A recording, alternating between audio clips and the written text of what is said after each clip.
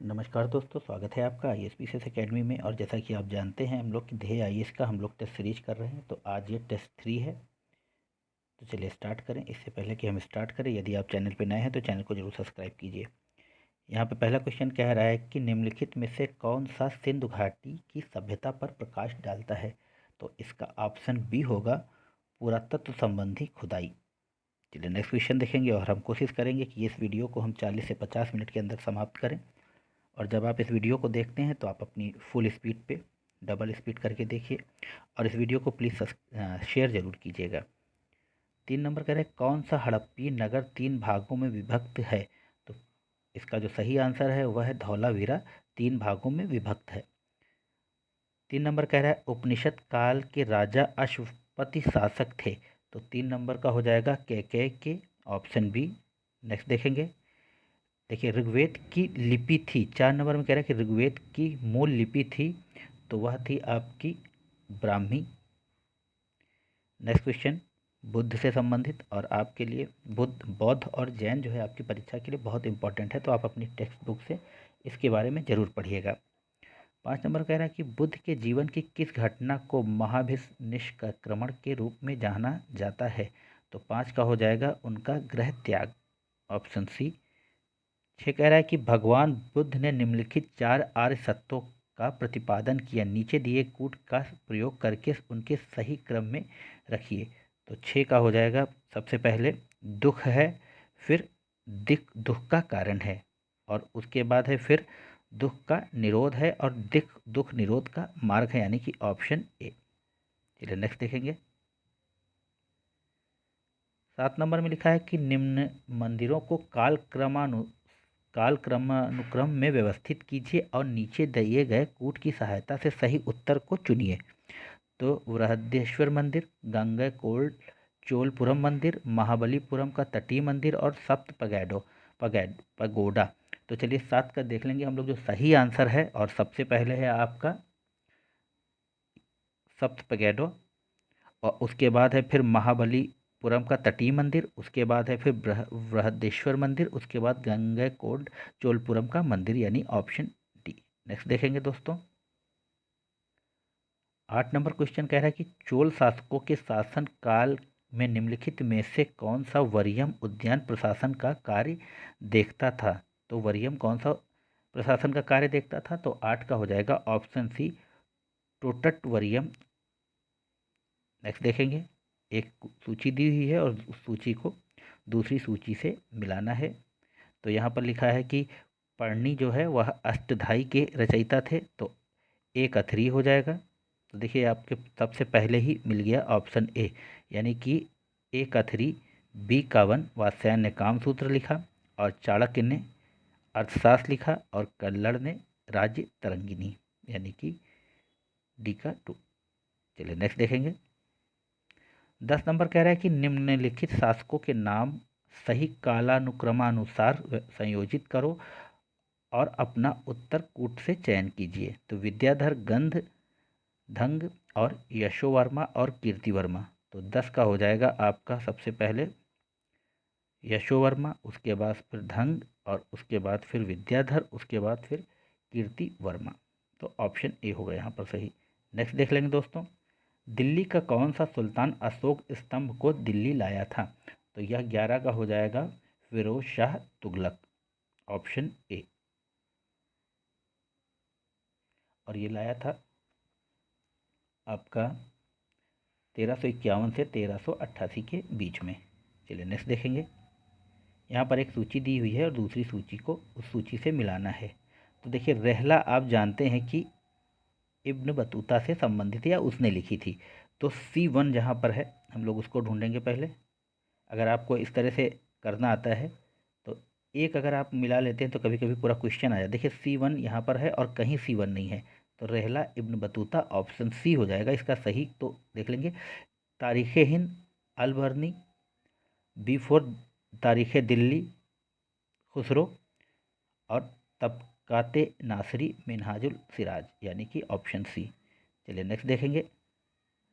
यहाँ पे 13 number question कह रहा है कि कथन में कि मध्यकाल में संगीत पर संस्कृत में लिखी गई अनेक पुस्तकों का फारसी में अनुवाद किया गया। कारण आरंभिक चिश्ती सूफी संत संगीत सभाओं, जिन्हें समा कहा जाता, के शौकीन थे।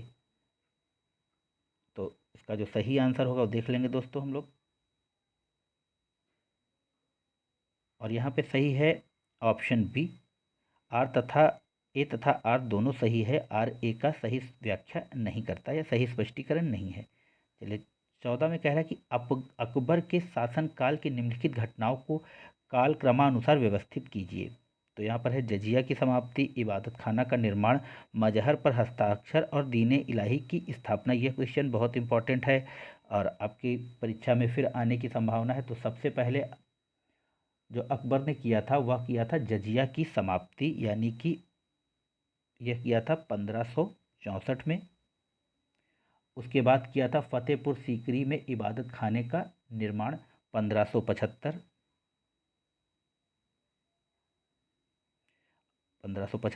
और उसके बाद उसने किया था आपका मजहर पर हस्ताक्षर 1579।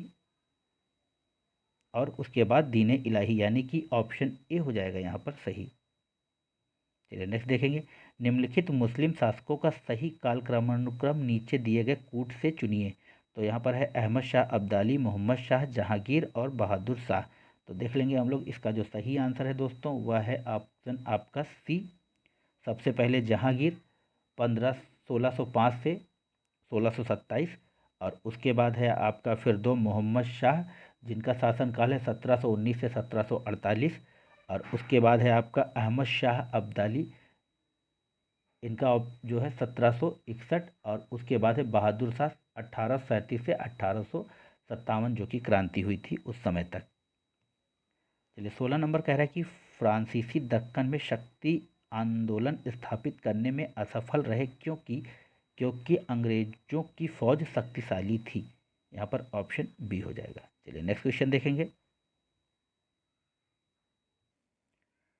17 नंबर कह रहा है कि लॉर्ड वेलेस्ली की सहायक संधि को स्वीकार करने वाला पहला मराठा सरदार था। तो वह थे Peshwa Bajirao second, option A. Next देखेंगे। विलय का सिद्धांत के तहत निम्नलिखित राज्यों के विलय पर विचार कीजिए और उन्हें कालक्रमानुसार व्यवस्थित कीजिए। तो इस क्वेश्चन को हम लोग कल कर चुके थे और ये रिपीटेड है। तो 18 में हम लोग देख लेंगे। जो इसका सही आंसर है वह है ऑप्शन सी, कि सबसे पहले आपका सतारा हुआ और उसके बाद हुआ आपका फिर बगात, उसके बाद फिर आपका उदयपुर और सबसे बाद में झांसी। और झांसी का जो एनेक्स हुआ था वो 1854 में हुआ था। चलिए नेक्स्ट क्वेश्चन देखेंगे। यहाँ पे एक कथन और कारण दिया है। तो कथन में लिखा है कि ब्रिटिश काल में सामान्यतः भारत का व्यापार संतुलन अनुकूल था। कारण धन की निकासी का स्वरूप अप्रतिफलित निर्यात था। तो 19 का हो जाएगा ए तथा आर दोनों सही है और आर ए की सही व्याख्या करता है। नेक्स्ट क्वेश्चन देखेंगे। 20 में लिखा है कि 19वीं सदी के कृषक विद्रोहों को उनके संबद्ध क्षेत्रों के साथ सुमेलित कीजिए। तो यहाँ पर जो मुझे जो पता है वह है कूका आंदोलन, और कूका जो है आपका वह पंजाब में हुआ था।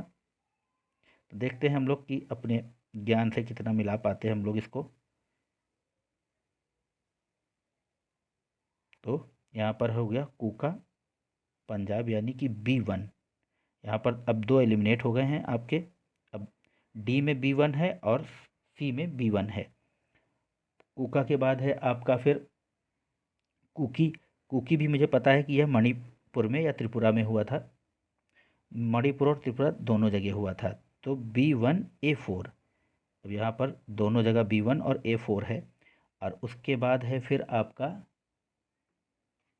पाबना, यह हुआ था बंगाल में पाबना। तो यहाँ पर C2 यानी कि ऑप्शन डी हो जाएगा। और बिरसा मुंडा विद्रोह यह बिहार में हुआ था। चलिए नेक्स्ट क्वेश्चन देखेंगे। यहाँ पे 21 में लिखा निम्नलिखित युग्मों में से कौन सा एक सही सुमेलित नहीं है। तो 21 का जो सही आंसर होगा वह है ऑप्शन सी, तहजीबुल उल अखलाक मोहम्मद अली जिन्ना नहीं बल्कि सर सैयद अहमद खां के द्वारा लिखा गया था। बाकी यह सब सभी सुमेलित है। नेक्स्ट क्वेश्चन देखेंगे। लिखा है कि देवबंद आंदोलन यूपी यानी कि संयुक्त प्रांत में किस वर्ष प्रारंभ हुआ था। तो 22 का यहाँ पर हो जाएगा ऑप्शन डी 1866 में। नेक्स्ट क्वेश्चन देखेंगे। बाहर थोड़ा डिस्टरबेंस है, इसको इग्नोर कीजिएगा। 23 नंबर कह रहा है निम्नलिखित में से किसने बड़ी बुद्धिमानी के साथ अलीपुर संयंत्र मामले में अरविंद घोष का बचाव किया था। तो यहाँ पर जो सही ऑप्शन है वो चित्तरंजन दास जी ने इनका बचाव किया था। उसके बाद यह अंडमान निकोबार में चले गए थे और जहाँ पर इन्होंने फिलॉसफी के ऊपर बहुत सारी चर्चा की है, बहुत सारी किताबें लिखी हैं। चलिए नेक्स्ट देखेंगे। यहाँ लिखा है कि स्वदेशी आंदोलन के संबंध में निम्न में से कौन सा कथन सही नहीं है। तो ऑप्शन डी हो जाएगा, यह बंगाल तक ही सीमित रहा, यह नहीं बल्कि यह पूरे विश्व भारत में फैला था। चलिए नेक्स्ट क्वेश्चन देखेंगे।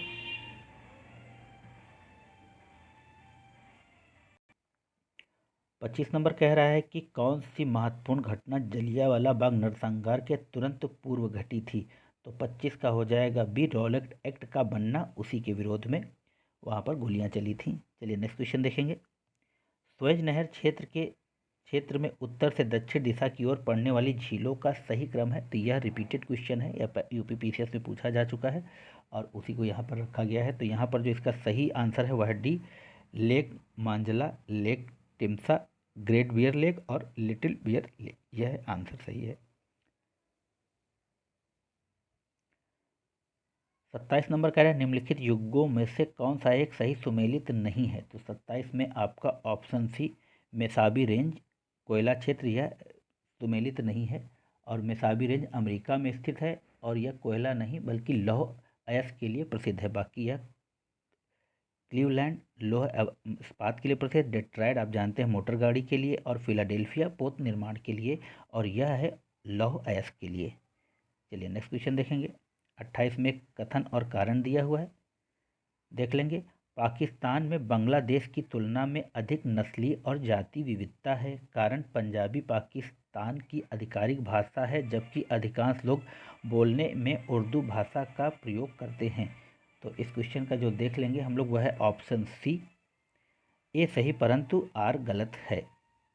नेक्स्ट देखेंगे। यहाँ पर एक सूची दी हुई है और उस सूची को दूसरी सूची से मिलाना है और मुझे जहाँ पर एक पता है कि यहूदी लोग इज़राइल में रहते हैं, तो यहाँ पर हो जाएगा ए का 4। यहाँ तो सिर्फ एक एलिमिनेट हो पाया। चलिए और देखते हैं। जो लुर जाति है वह ईरान की है, तो यहाँ पर देख लेंगे डी का 2। तो ये एक और एलिमिनेट हो गया। अब हमारे पास बचा है टेडा और बेज़ा। तो जो टेडा है आपकी वह है आपकी लीबिया की और बेजा है आपकी मिस्र की और सही आंसर आपके सामने आ गया, यह ऑप्शन डी। चलिए नेक्स्ट देखेंगे। लिखा है कि पृथ्वी पर घने वन अधिकतर मिलते हैं। तो आप जानते हैं कि जहाँ अधिक वर्षा होती वहीं घने वन होते हैं, तो वह है आपका विषुवत रेखा के पास, ऑप्शन ए। चलिए विली विली है, तो विली विली है आपका उत्तर पश्चिमी ऑस्ट्रेलिया का उष्ण कटिबंधीय चक्रवात, ऑप्शन सी। नेक्स्ट देखेंगे। वायुमंडल में सबसे अधिक किस गैस का प्रतिशत है। तो 32 का हो जाएगा आपका बी, नाइट्रोजन का और यह करीब 78% है। करीबा बांध निर्मित है, तो 33 का हो जाएगा आपका जाम्बेजी नदी पर करीबा बांध है। आगे चलेंगे। 34 में एक कारण कथन और कारण दिया है, तो लिखा है कि स्वेज नहर बनने से भारत की पश्चिमी देशों से दूरी कम हो गई है। ठीक है, स्वेज नहर भूमध्य सागर को लाल सागर से जोड़ती है। तो 34 का यहाँ पर आंसर ए होगा। ए तथा आर दोनों सही है और आर ए की सही व्याख्या करता है। नेक्स्ट देखेंगे।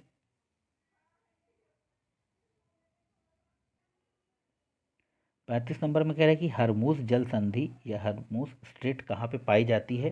तो 35 का सही आंसर होगा, यह फारस की खाड़ी तथा ओमान की खाड़ी के बीच में है। 36 नंबर देख लेंगे दोस्तों। निम्नांकित में से किसका सुमेल नहीं है। तो 36 का बी हो जाएगा, हम्बोल्ट धारा जो है उत्तरी प्रशांत सागर की धारा नहीं है बल्कि हम्बोल्ट जो धारा है यह पेरुवियन धारा को ही हमबोल्ट कहते हैं। यह दक्षिणी अमेरिका महाद्वीप के पश्चिमी तट के सहारे प्रभावित होती है। बाकी यह सही है, यह वाली सही है, आप देख लीजिएगा। चलिए नेक्स्ट क्वेश्चन देखेंगे। निम्नलिखित युग्म में से कौन सा एक सही सुमेलित नहीं है? तो 37 का हो जाएगा बैकानूर, ऑप्शन बी सही सुमेलित नहीं है, बाकी यह सभी सुमेलित हैं। 38 कह रहा है कि मैग्नीनॉट रेखा थी, तो यह है फ्रांस और जर्मनी के बीच में, ऑप्शन ए 38 का। 39 का देख लेंगे। 39 का निम्नलिखित देशों में से कौन सा देश स्थल बाधित है? तो आप जानते हैं यहाँ पे कि अफगानिस्तान है स्थल बाधित, आपका हंगरी है और स्विट्जरलैंड है, मलेशिया से सागर जुड़े हुए हैं, तो यह स्थल बाधित नहीं है। 40 पे कह रहे हैं निम्न किन देशों के साथ इजराइल की सीमा साझा है? तो इजराइल आपका बता दूं कि लेबनान से, सीरिया से, जॉर्डन से और मिस्र से अपनी सीमा को साझा करता है, ऑप्शन ए। नेक्स्ट क्वेश्चन देखेंगे। 41 में कह रहे हैं निम्नलिखित में से कौन सा एक सही सुमेलित नहीं है? तो 41 का आपका बाल्को रायपुर में नहीं है, बाकी ये हिंडाल्को पिपरी में है, नाल्को भुवनेश्वर में है और HCL आपका खेतरी में है, और जो बाल्को है ये छत्तीसगढ़ के कोरबा जिले में है, ना कि रायपुर में। संगमरमर क्या है? 42 नंबर कह रहा है, तो संगमरमर है आपका एक तरह से कायांतरित चट्टान, ऑप्शन बी। नेक्स्ट देखेंगे। भारत का लौह अयस्क भंडार निम्नलिखित में से किस शैल समूह से संबंधित है? तो 43 का हो जाएगा धारवाड़, ऑप्शन ए। कपास के रेशे प्राप्त होते हैं, तो यहाँ पर 44 का हो जाएगा आपका बीज से। नेक्स्ट देखेंगे।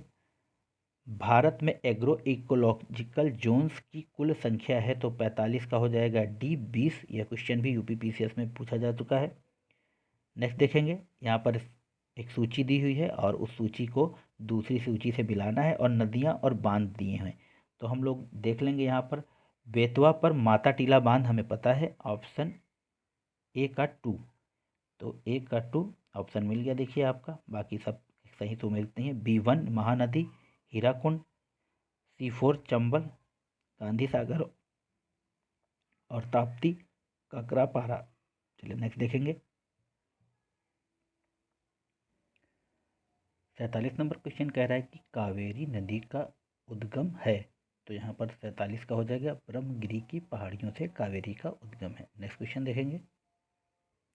48 में कह रहे हैं कि पंचायती राज व्यवस्था अपनाई गई थी, तो पंचायती राज व्यवस्था अपनाई गई थी लोकतांत्रिक शक्तियों के विकेंद्रीकरण के लिए। 49 नंबर में देखेंगे। निम्नलिखित में से कौन सा एक सामुदायिक विकास का पहला स्थापित कार्यक्रम है? तो 49 का हो जाएगा राष्ट्रीय प्रसार सेवा, ऑप्शन ए। चलिए 50 में देखेंगे। भारतीय संविधान का भाग 16 अनुच्छेद 330 से 342 तक संबंधित है, तो यह है ऑप्शन डी हो जाएगा भाग 16। लोकसभा में अनुसूचित जाति जनजाति की आरक्षण तथा अंग्ल भारतीय समुदाय के प्रतिनिधित्व से संबंधित है, आपका भाग 16। 51 कह रहे हैं निम्न में से कौन सी एक समिति भारत में पंचायती राज व्यवस्था से संबंधित नहीं है? तो आपका दिनेश गोस्वामी समिति पंचायती राज व्यवस्था से संबंधित नहीं है, बाकी यह सभी पंचायती राज व्यवस्था से संबंधित हैं, और दिनेश गोस्वामी समिति का संबंध चुनाव सुधारों से था। चलिए नेक्स्ट देखेंगे। दल बदल निरोध अधिनियम कब अधिनियमित हुआ था? तो 52 का हो जाएगा बी 15 फरवरी 1985 को, और यह जो इसमें 10वीं अनुसूची जोड़ी गई थी 52वें संविधान संशोधन के द्वारा। चलिए 53 में देखेंगे हम लोग। लिखा है कि अनुच्छेद 368 के अंतर्गत संसद संविधान के किसी भी भाग में संशोधन कर सकती है, कारण संसद भारत की जनता द्वारा निर्वाचित उच्चतम विधायी संस्था है। तो 53 का हो जाएगा ए तथा आर दोनों सही है, और आर एक का सही स्पष्टीकरण है या सही व्याख्या करता है, ऑप्शन ए। चलिए नेक्स्ट देखेंगे। 54 नंबर क्वेश्चन कह रहा है कि राज्य विधानमंडल के निर्वाचन हेतु सिद्धांतों में सम्मिलित है, तो यहाँ पर आपका ऑप्शन डी हो जाएगा उपरोक्त सभी, यानी यह वैक्स मताधिकार के आधार पर होगा। प्रत्येक क्षेत्रीय निर्वाचन क्षेत्र के लिए केवल एक निर्वाचक सूची होगी। धर्म, जाति, लिंग आदि के लिए निर्वाचक सूची बनाने में कोई स्थान नहीं होगा। राजनीतिक दलों को अपने स्वयं के मानक स्थापित करने की स्वतंत्रता होगी। तो यह सभी सही है। नेक्स्ट देखेंगे, भारतीय संविधान के अनुच्छेद 371 जे के अंतर्गत देश के किस क्षेत्र को विशेष स्थिति प्रदान की गई है? तो विशेष स्थिति प्रदान की गई है तो आपका ऑप्शन हो जाएगा बी, हैदराबाद और कर्नाटक को। चलिए नेक्स्ट देखेंगे, निम्नलिखित में से किस एक की प्रतिस्थिति अन्य तीनों से भिन्न है? तो पिछड़ी जाति आयोग, वित्त आयोग, राष्ट्रीय मानवाधिकार आयोग और निर्वाचन आयोग। तो यहाँ पर जो राष्ट्रीय मानवाधिकार आयोग है यह संवैधानिक संस्था नहीं है बल्कि यह संवैधानिक संस्था है।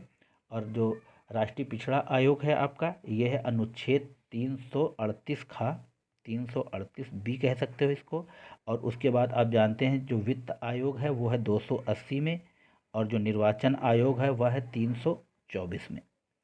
चलिए नेक्स्ट क्वेश्चन देखेंगे, यहाँ पर एक कथन और कारण दिया हुआ है तो पढ़ लेंगे कथन। राज्य वित्त आयोग एक संवैधानिक निकाय है, कारण संघीय वित्त आयोग पंचायतों को वित्तीय सहायता देने के लिए संस्तुति नहीं कर सकता। तो 57 का हो जाएगा सी, ए सही परंतु आर गलत है, बल्कि संघीय वित्त आयोग ही पंचायतों को वित्त कितना फाइनेंस किया जाएगा, कितना आवंटित किया जाएगा, इसकी सिफारिश करता है।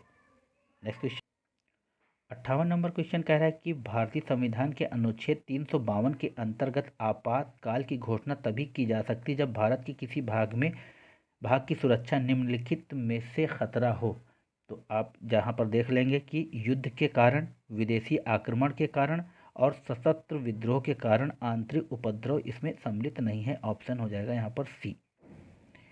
चलिए 59 में लिखा है केंद्र सरकार तथा राज्यों के मध्य आर्थिक संबंधों की विवेचना की गई है। तो 59 का भी अनुच्छेद 268 से 281 के बीच में। नेक्स्ट देखेंगे 60 कह रहा है कि निम्नलिखित में से कौन सा राज्य के उच्च न्यायालय का मुख्य क्षेत्र अधिकार नहीं है? तो ऑप्शन हो जाएगा परामर्श संबंधी क्षेत्र अधिकार, ऑप्शन ए। 61 कह रहे हैं निम्नलिखित कथनों पर विचार कीजिए तथा नीचे दिए गए कूट से अपना उत्तर चुनिए। तो यहाँ पर पहला कूट है कि राज्यपाल को उच्च न्यायालय के न्यायाधीश की नियुक्ति का अधिकार नहीं है, यह विधानमंडल का हिस्सा नहीं है, उन्हें विधान परिषद में कुछ सदस्यों को मनोनीत करने का अधिकार है, उनके पास कोई न्यायिक शक्ति नहीं है। तो जो सही है वह है ऑप्शन बी। यहाँ पर राज्यपाल को उच्च न्यायालय के न्यायाधीश की नियुक्ति करने का अधिकार नहीं है बल्कि यहाँ पर राष्ट्रपति करता है। उच्च न्यायालय में अनुच्छेद 217 के भाग 1 के अनुसार उच्च न्यायालय के न्यायाधीश की नियुक्ति राष्ट्रपति के द्वारा की जाती है। चलिए नेक्स्ट क्वेश्चन देखेंगे 62 कह रहे किस कानून के अंतर्गत यह विहित है कि भारत में उच्चतम न्यायालय की संपूर्ण कार्यवाही अंग्रेजी भाषा में होगी? तो 62 का ऑप्शन हो जाएगा डी, भारतीय संविधान के अनुच्छेद 348 में ऐसा प्रावधान है। नेक्स्ट देखेंगे समान फोकस दूरी वाले कांच के दो लेंस जिनमें एक उत्तल और दूसरा अवतल लेंस है एक दूसरे से सटाकर रखे गए, इस युग्म का व्यवहार होगा। तो 63 का व्यवहार होगा आपका कांच की समतल चादर की भांति, ऑप्शन सी।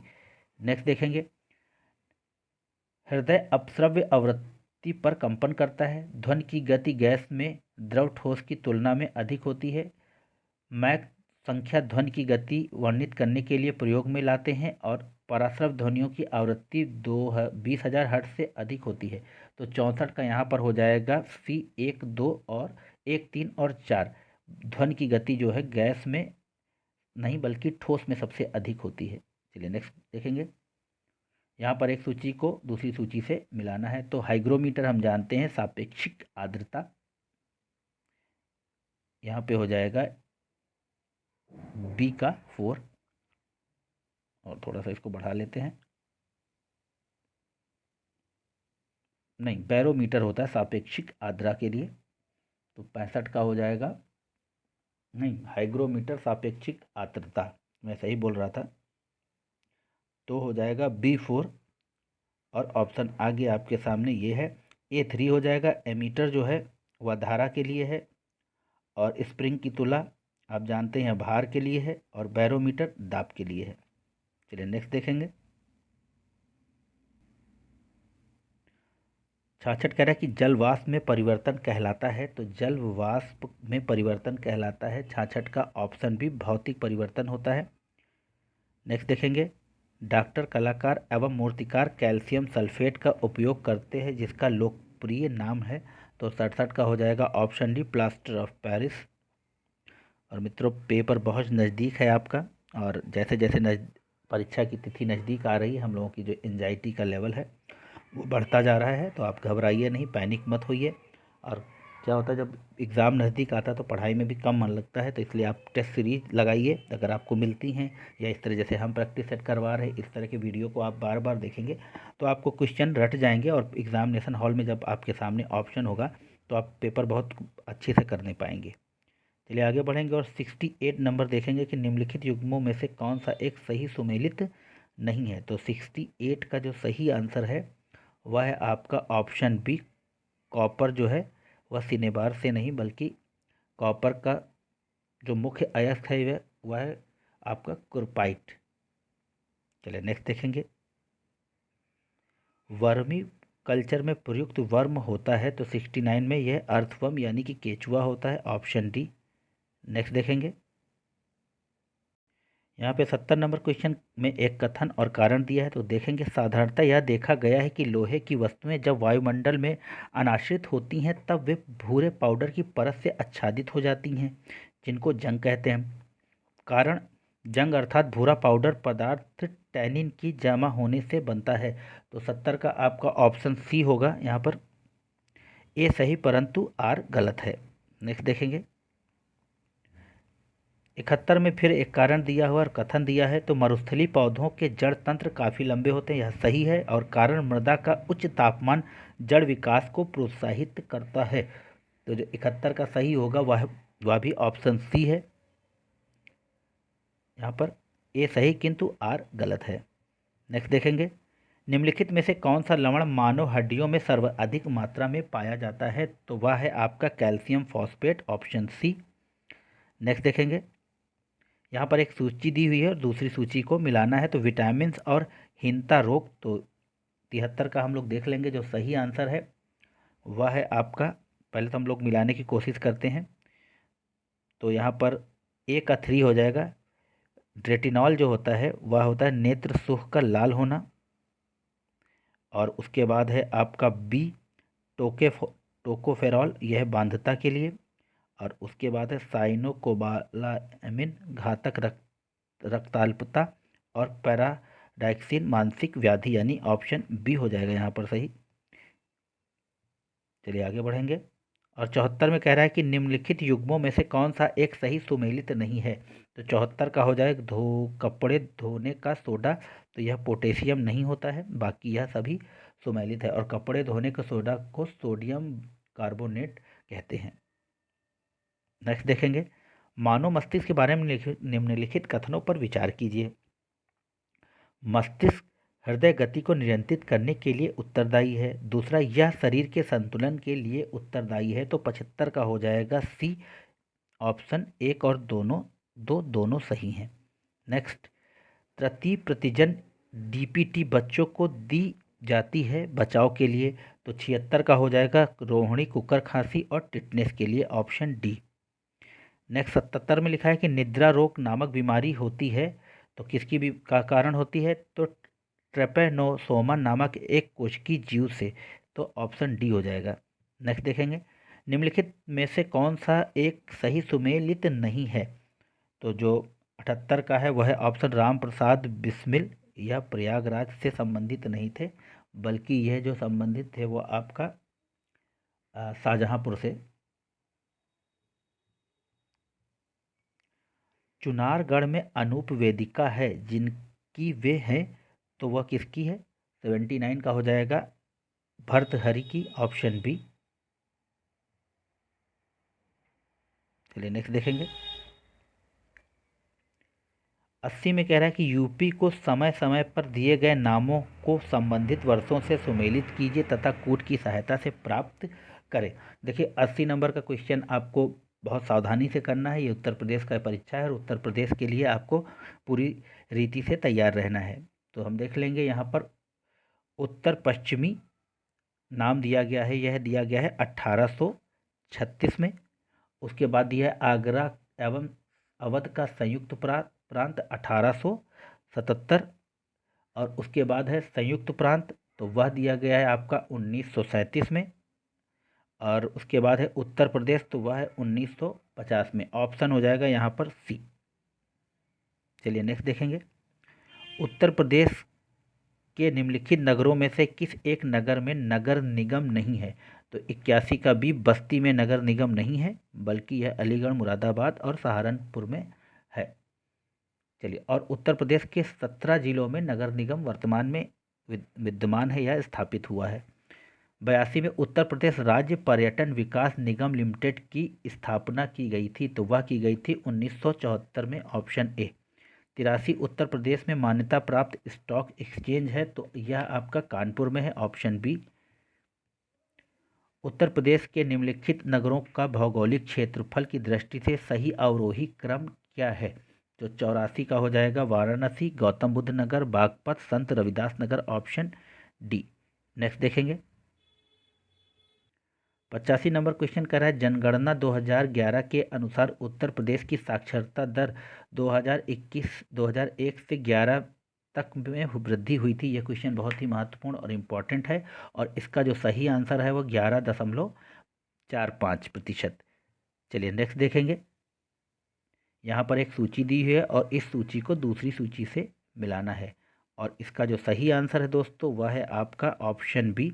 हम इसको मिला लेंगे, और ए का हो जाएगा 4। तो सोनभद्र है, वह है आपका चूने पत्थर के लिए। और प्रयागराज शीशे वाली बालू, आप जानते हैं। ललितपुर में तांबा, और मिर्ज़ापुर में नॉन प्लास्टिक फायर क्ले। चलिए नेक्स्ट देखेंगे। लाल मिट्टियाँ पाई जाती हैं जनपद, तो 87 का हो जाएगा मिर्ज़ापुर और झांसी में। अगर आप झांसी गए हैं एग्ज़ाम वगैरह देने तो आपने देखा होगा कि वहाँ चारों तरफ लाल मिट्टी है। चलिए नेक्स्ट देखिए। निम्नलिखित में से कौन से जनपद मध्य गंगा नहर से लाभान्वित हुए हैं? तो 88 का हो जाएगा आपका मथुरा, अलीगढ़ और हाथरस, ऑप्शन डी। आगरा नहीं। चलिए नेक्स्ट देखेंगे। निम्नलिखित नदियों में से कौन सी एक उत्तर प्रदेश से होकर नहीं गुजरती? तो आप जानते हैं कि झेलम नदी जम्मू कश्मीर में, ना कि उत्तर प्रदेश में, ऑप्शन डी। नेक्स्ट। यहाँ पर 90 में फिर से एक सूची दी है और उस सूची को दूसरी सूची से मिलाना है। तो देखिए, लखनऊ के पास है अमौसी, ठीक है। कानपुर में है चकेरी। अब बचा आपका 2, तो देखते हैं हम लोग कितना मिला पाते हैं। तो A3, एक माफ़ कीजिएगा, A3, देखिए 2 जगह A3 हो गया, तो यहाँ तो दोनों एलिमिनेट हो गए। तो लखनऊ अमौसी A3 और Kanpur Chakeri C4। A3 C4, तो ये हो गया आपका ऑप्शन डी। तो यहाँ पर दूसरा भी देख लेंगे क्या है। तो B1 में है तो वाराणसी, बाबतपुर और आगरा खेरिया। चलिए नेक्स्ट देखेंगे। निम्नलिखित में से कौन सुमेलित नहीं है? तो आल्हा, यहाँ ये जो तो महोबा से थे, और रसिया बरसाना में, कजरी मिर्ज़ापुर में, और बिरह जो है वह कन्नौज से सुमेलित नहीं है। बिरह जो है पूर्वी उत्तर प्रदेश की प्रसिद्ध गायन परंपरा है। पूर्वी उत्तर प्रदेश जैसे आपका बलिया और आपका गोरखपुर। चलिए 92 में कह रहा है, निम्नलिखित में से किसने लखनऊ के सांस्कृतिक क्रियाकलापों में योगदान नहीं दिया था? तो 92 का हो जाएगा मेहंदी, बल्कि बिंदादीन ने, उस्ताद दूल्हे खां ने, इलियास, इन्होंने दिया था। मिश्रित अर्थव्यवस्था 93 में कह रहा है का अर्थ है? तो यहाँ पर जहाँ राष्ट्रीय अर्थव्यवस्था में सार्वजनिक क्षेत्र के साथ साथ निजी क्षेत्र भी विद्यमान हो, यह होता है मिश्रित अर्थव्यवस्था, जैसे हमारे भारत की है। चलिए नेक्स्ट देखेंगे। 94 क्वेश्चन देख लेंगे कि पोषकीय या सस्टेनेबल पर्यटन का मुख्य उद्देश्य है। तो यहाँ पर यह है सांस्कृतिक अखंडता और पारिस्थितिकी प्रक्रियाओं को बनाए रखते हुए पर्यटन और पर्यावरण प्रबंध करना। चलिए नेक्स्ट देखेंगे। भारत में पट्टेदारी सुधार के उपायों के संदर्भ में कौन से कथन सही हैं? तो 95 का हो जाएगा आपका डी। 1, 2, 3 यह तीनों सही हैं। लगान का विनिमय, अवधि की सुरक्षा, पट्टेदारी पर स्वामित्व की घोषणा। नेक्स्ट देखेंगे दोस्तों, सार्वजनिक वितरण प्रणाली से वितरित अनाज पर कीमत बढ़ाने का उद्देश्य। तो 96 का हो जाएगा सी। इस योजना में निहित उत्पादन का भार कम हो सके। चलिए नेक्स्ट देखेंगे, न्यूनतम समर्थन मूल्य का निर्धारक है। इंपॉर्टेंट क्वेश्चन, कई बार उत्तर प्रदेश की जैसे बीओ में, पीसीएस में, आरओ एआरओ में हर जगह यह क्वेश्चन पूछा जा चुका है। और 97 का जो सही आंसर है कृषि और कृषि लागत एवं मूल्य आयोग। चलिए नेक्स्ट देखेंगे, निम्न में से कौन अब भारत में तेल की कीमतों का निर्धारण करता है। तो 98 में अब तेल की कंपनियां तेल के मूल्य का निर्धारण करती हैं। Option D. 99, कच्छ खाड़ी में स्थित कांडला निम्न में से किसके लिए प्रसिद्ध है। तो यह निर्यात प्रसंस्करण क्षेत्र के लिए। Option C. नेक्स्ट क्वेश्चन, 100 में यहाँ पर एक सूची और उस सूची से दूसरी सूची को मिलाना है। तो जूट का सामान जो बनता है वो बनता है टीटागढ़ में। ऑप्शन ए का 4 हो जाएगा। तो देखिए यहाँ पर पहले से ये वाला कट गया और आपका ये कट गया, बचा बी और डी। ए का 4 टीटागढ़। रेशमी वस्त्र, तो रेशमी वस्त्र आपके बनते हैं आपके बंगलुरु में। B3, A3, B3 यानी ऑप्शन हो गया आपका बी। और C2 ऊनी वस्त्र लुधियाना में और ऊनी कालोइन भदोही में। उत्तर प्रदेश के पास में है भदोही, उत्तर प्रदेश में ही है बल्कि बनारस के पास में। 101 में कह रहा है भारत सरकार की राजकोषीय नीति का निम्न में से एक उद्देश्य नहीं है। तो वह है आपका अंतर्राज्यीय व्यापार का नियमन। Option C. चलिए नेक्स्ट देखेंगे, और 2 नंबर में कह रहा है कि राजस्व घाटे की अपेक्षा राजकोषीय घाटा सदैव, तो वह होता है अधिक। Option A. चलिए नेक्स्ट देखेंगे, लिखा है कि सामान्य रूप से भारत में प्रति 5 वर्ष के बाद वित्त आयोग की नियुक्ति की जाती है। तो वह की जाती है अनुच्छेद 280 के तहत। ऑप्शन हो जाएगा आपका डी, केंद्रीय अनुदान और संघ के राजस्व में राज्यों का अंश निर्धारित करने के लिए। और यह है 280 के तहत अनुच्छेद, इसको जरूर ध्यान रखिएगा। चलिए नेक्स्ट देखेंगे, 104 में कह रहा है कि निम्न में से किस किस पर कोई आयकर छूट नहीं है। तो 104 का हो जाएगा किसान विकास पत्र पर, बाकी इन सब पर छूट है। चलिए नेक्स्ट देखेंगे जल्दी से, भारत में निम्नलिखित 5 वर्षीय योजनाओं में जिनका मुख्य ध्येय संपोषणीय वृद्धि था, यानी पंचवर्षीय योजना का जो सस्टेनेबल डेवलपमेंट उद्देश्य था उसके बारे में पूछ रहा है। तो 5 का हो जाएगा 12वीं पंचवर्षीय योजना में सस्टेनेबल डेवलपमेंट को महत्व दिया गया था। चलिए यहाँ पर 106 में एक सूची दी हुई है और पंचवर्षीय योजना है और उसके विकास मॉडल के बारे में पूछा गया है।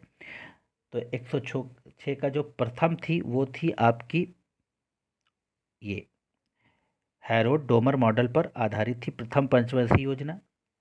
और उसके बाद आपका द्वितीय थी जो महालोनोबिस मॉडल पर थी। और तृतीय आपकी थी सी चक्रवर्ती मॉडल पर। और फोर्थ थी अशोक रुद्रा मॉडल पर। तो यहाँ पर जो सही आंसर होगा वह होगा ऑप्शन बी आपका। चलिए नेक्स्ट देखेंगे, 20 सूत्री आर्थिक कार्यक्रम सर्वप्रथम प्रारंभ किया गया था। तो 107 का हो जाएगा आपका 1975 में। नेक्स्ट, यहाँ पर एक कथन फिर से दिया है और उसका कारण दिया है। तो जो 108 में लिखा है कि ऑपरेशन ट्विस्ट के अंतर्गत आरबीआई एक ही समय में अल्पकालीन प्रतिभूतियों को बेचकर दीर्घकालीन प्रतिभूतियों को खरीदता है। कारण, इस ऑपरेशन का मुख्य उद्देश्य दीर्घकालीन निवेश को बढ़ाना है, यानी दीर्घकालिक निवेश को। तो यहाँ पर ए तथा आर दोनों सही, आर एक ही सही व्याख्या करता है। नेक्स्ट देखेंगे, भारत में कागजी मुद्रा, इंपॉर्टेंट क्वेश्चन, वन लाइनर होता है मगर कभी कभी इस तरह का आता नहीं हम लोगों को। तो भारत में कागजी मुद्रा प्रथम बार कब शुरू की गई थी। तो 109 का हो जाएगा 1862 में। चलिए नेक्स्ट देखेंगे, थोक मूल्य सूचकांक के समापन में निम्न में से किस एक क्षेत्र को सबसे अधिक भार दिया जाता है। तो 110 का हो जाएगा विनिर्मित उत्पाद या मैन्युफैक्चरड गुड्स को। चलिए, सिडबी की स्थापना की गई थी तो कुटीर उद्योगों को वित्त प्रदान करने के लिए, लघु स्तरीय उद्योगों को वित्त प्रदान करने के लिए। तो ऑप्शन हो जाएगा बी। नेक्स्ट देखेंगे, प्रतिछाया बैंकिंग क्या है, या शैडो बैंकिंग जिसको इंग्लिश में कहते हैं, तो वह है गैर बैंकिंग वित्तीय संस्थाओं द्वारा वित्तीय तथा अन्य गतिविधियों का संपन्न करना, एनबीएफसी जिसको बोलते हैं आप। चलिए नेक्स्ट क्वेश्चन देखेंगे। देखिए 113 में कह रहे हैं निम्न में से कौन एक भारतीय रिजर्व बैंक का कार्य नहीं है। तो साख का सृजन नहीं बल्कि साख का नियंत्रण है, तो यह कार्य नहीं है, बाकी यह सारे कार्य भारतीय रिजर्व बैंक के हैं। एस्चुरीज शब्द संबंधित है, तो एस्चुरीज शब्द संबंधित है बीमा से, ऑप्शन बी। भूमि विकास बैंक का कौन सा कार्य सत्य है, तो 115 का हो जाएगा ए, दीर्घकालिक ऋण कृषकों को उपलब्ध कराना।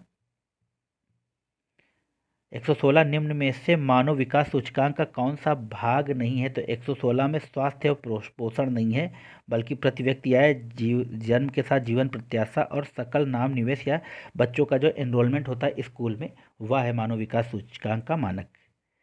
चलिए नेक्स्ट, संगम योजना का मुख्य उद्देश्य है, तो 117 का हो जाएगा विकलांगों की कल्याण में वृद्धि, ऑप्शन ए।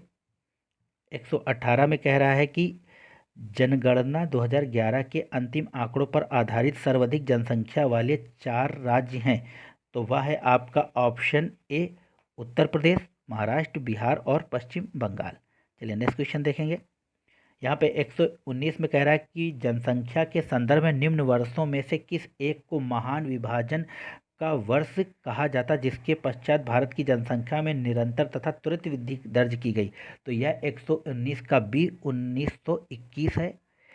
नेक्स्ट देखेंगे जनगणना, ये बहुत इंपॉर्टेंट है, 2011 की जनगणना आप जरूर पढ़ के जाइएगा, और इस तरह की प्रैक्टिस जो हो रही है ये भी आपको लाभ देगी पेपर में।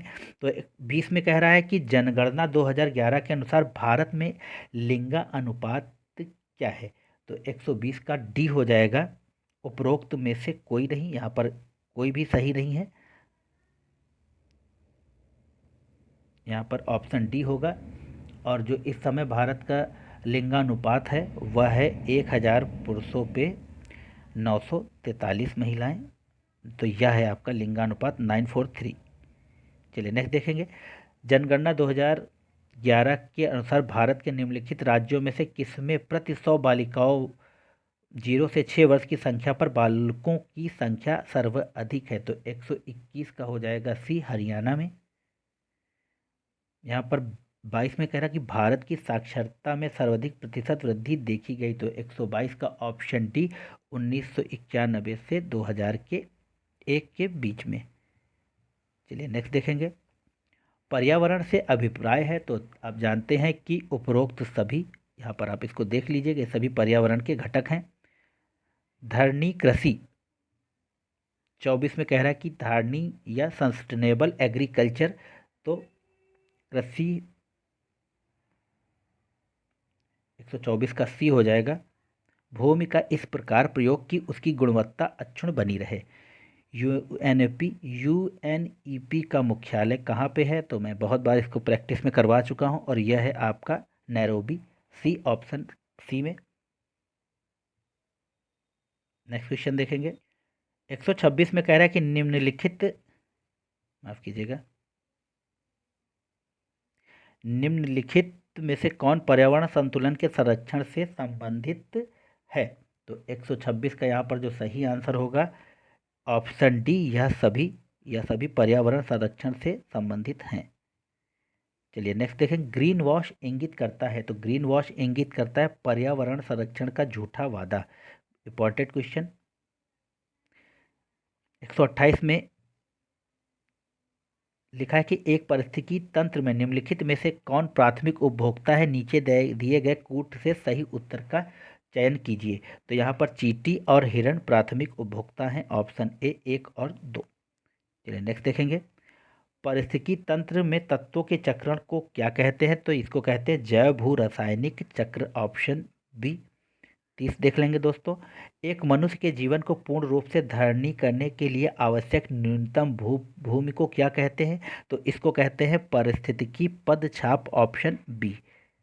नेक्स्ट देखेंगे दोस्तों, निम्नलिखित में से किसमें सर्वाधिक जैव विविधता पाई जाती है, तो उष्णकटिबंधीय वन बायोम में, ऑप्शन हो जाएगा आपका बी 31 का बी। यहाँ पर नेक्स्ट क्वेश्चन देखेंगे, यहाँ पर एक कथन और कारण दिया हुआ है।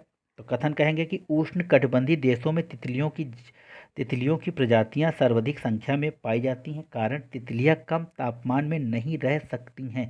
तो 132 का हो जाएगा ए तथा आर दोनों सही है। आर एक की सही व्याख्या करता है ऑप्शन ए। नेक्स्ट देखेंगे, किसी प्रजाति को विलुप्त माना जा सकता है जब वह अपने प्राकृतिक आवास में नहीं देखी गई, तो वह होता है ऑप्शन डी 50 वर्ष से। चलिए नेक्स्ट देखेंगे, भारतीय राष्ट्रीय जैव विविधता प्राधिकरण स्थापित किया गया, तो 134 का हो जाएगा 2003 चेन्नई में, ऑप्शन ए। निम्न में से किससे जलवायु परिवर्तन को का क्रायोजेनिक संकेत प्राप्त होता है, तो आप जानते हैं यह आई स्कोर है, ऑप्शन ए।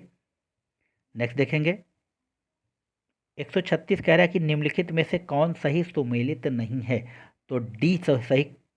क्योटो प्रोटोकॉल जल संरक्षण से नहीं बल्कि यह आपका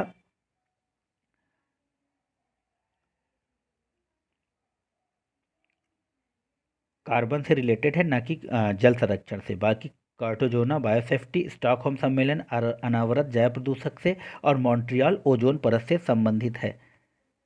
37 में कह रहे हैं निम्नलिखित में से कौन सा एक भारत के राष्ट्रीय जलवायु परिवर्तन कार्य योजना के 8 मिशनों में शामिल नहीं है, तो वह है आपका नाभिकीय शक्ति, ऑप्शन सी। नेक्स्ट देखेंगे 138 नंबर क्वेश्चन, और 138 में लिखा है कि राजीव गांधी वन्य जीव संरक्षण पुरस्कार दिया जाता है, तो 138 का हो जाएगा ऑप्शन डी आपका। उपरोक्त सभी के लिए, यानी कि शैक्षिक एवं शोध संस्थाओं को, वन और वन्यजीव अधिकारियों को, वन्यजीव संरक्षकों को। दाची-गाम राष्ट्रीय उद्यान निम्नलिखित में से किससे संबंधित है, तो 39 का हो जाएगा होंगुल या कश्मीरी स्टैग, और यह कश्मीर में ही है, ऑप्शन डी। यहाँ पर फ्लाई ऐश एक प्रदूषक दहन उत्पाद है जो प्राप्त होता है, तो यह होता है आपका ऑप्शन ए, कोल से या कोयले के जलने से, और यह इसका प्रयोग आपको जो आपके बिजली घर है उसमें किया जाता है। चलिए नेक्स्ट क्वेश्चन देखेंगे कि वायु प्रदूषक और संभावित अंग। तो 141 में एस्बेस्ट धूल जो है वो फेफड़ों को प्रभावित करती है, तो ए का हो जाएगा 3, तो यहाँ पर 2 हो गए एलिमिनेट। अब बचे बी और सी।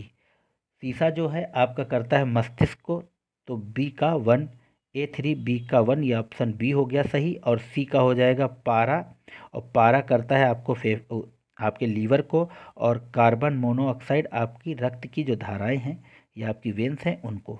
चलिए नेक्स्ट देखेंगे, खेती के लिए फसल चक्र का क्या महत्व है, तो 142 का डी उपरोक्त सभी। इससे उत्पादन में वृद्धि होती है, मृदा की उर्वरता संरक्षित रहती है, मृदा कटाव कम होता है, अम्ल वर्षा होती है। तो देख लेंगे कहाँ होती है या कैसे होती है, तो 143 का हो जाएगा बादल के जल एवं सल्फर डाइऑक्साइड प्रदूषकों के मध्य प्रतिक्रिया के फल स्वरूप। चलिए 144 में देखेंगे हम लोग, निम्नलिखित में से कौन भारत रत्न से सम्मानित नहीं किया गया, तो 144 का भी पंडित जसराज को नहीं, बाकी इन सबको भारत रत्न से सम्मानित किया गया। यहाँ पर 145 दिए गए, नीचे महिलाओं के पारंपरिक परिधान एवं राज्यों की एक सूची दी गई है, इनमें से कौन सा एक सही सुमेलित नहीं है, तो यहाँ पर जो मांडू है ऑप्शन सी छत्तीसगढ़, यह सही सुमेलित नहीं है। बाकी बोकू सिक्किम, मेखला असम और फैरन कश्मीर में। तो मांडू देख लेंगे, तो मांडू जो है केरल की महिलाओं के द्वारा धारण किया जाता है, तो यह सही सुमेलित नहीं है। चलिए नेक्स्ट क्वेश्चन देखेंगे, 146 में एक क्षेत्र दिया है सूची 1 में, और उस क्षेत्र की व्यक्ति को आपको सूची 2 से मिलाना है। तो हिंदी साहित्य को रसखान है, थोड़ा सा 1 मिनट, हाँ हिंदी साहित्य, तो ऑप्शन यहाँ पर एक, ये सभी सही सुमेलित हैं। हिंदी साहित्य रसखान, उर्दू ज्ञानचंद जैन, संगीत एवं नृत्य कला सविता देवी, चित्रकला सतीश चंद्र। चलिए नेक्स्ट देखेंगे, भारतीय वास्तुकला में सुर्खी का प्रारंभ हुआ, तो सुर्खी का प्रारंभ हुआ था कुषाणों के द्वारा। सुर्खी एक प्रकार की मिट्टी होती थी, उसको पीस के बनाया जाता था। चलिए नेक्स्ट क्वेश्चन देखेंगे, सुविख्यात ठुमरी गायिका गिरिजा देवी का संबंध है, तो 48 का ए बनारस घराने से, ऑप्शन ए हो जाएगा। 149 में चित्रगुप्त स्वामी मंदिर, जिसे चित्रगुप्त का एकमात्र मंदिर माना जाता है, स्थित है? तो वह कांची में स्थित है, ऑप्शन ए। और अब आ गया लास्ट क्वेश्चन। तो लिखा है कि निम्नलिखित हिंदी रचनाओं में से कौन सी पहले लिखी गई थी? तो 150 का डी हो जाएगा, मृगावती। यह लिखी गई थी आपका 1503 में। ये क्वेश्चन नया है हमारे लिए भी, 1503 में। और पद्मावत लिखी गई थी 1540 में। और उसके बाद मधुमालती 1543, यह 1543 में। और इंद्रावती 1744 में। तो मित्रों, यह थे 150 क्वेश्चन आपके ध्येय आईएएस की प्रैक्टिस सेट से। आशा है आप लोग को पसंद आएंगे। आपसे गुजारिश है, चैनल को लाइक कीजिए, शेयर कीजिए, सब्सक्राइब कीजिए। प्लीज़ इसको शेयर ज़रूर कीजिए। और आप जब इसको देखते हैं तो आप अपने समय को बचाने के लिए यूट्यूब की स्पीड को बढ़ा के देखिए। धन्यवाद। आपका दिन शुभ हो। नमस्कार।